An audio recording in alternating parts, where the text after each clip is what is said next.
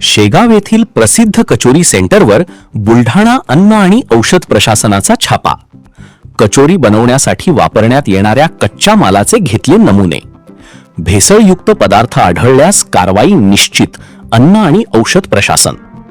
शेगाव येथील प्रसिद्ध कचोरी सेंटर असलेल्या एका प्रतिष्ठानावर बुलढाणा अन्न आणि औषध प्रशासनाने छापा टाकून या कचोरी सेंटरवरील कचोरी बनवण्यासाठी वापरण्यात येणाऱ्या कच्च्या मालाचे नमुने तपासणीसाठी घेतले.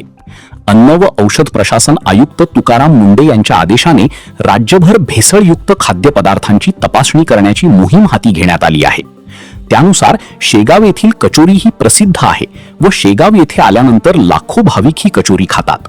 मात्र ही कचोरी कशी बनवल्या जाते, त्यासाठी कोणता कच्चा माल वापरला जातो हे तपासण्यासाठी काल सायंकाळी अचानक अन्न व औषधी प्रशासनाचे निरीक्षक गुलाबसिंग वसावे यांच्या नेतृत्वात अचानक छापा टाकून कचोरी बनवण्यासाठीचे साहित्य व त्याचे नमुने घेण्यात आले.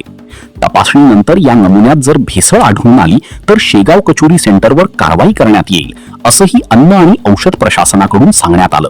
आपला विदर्भ लाईव्ह ब्युरो रिपोर्ट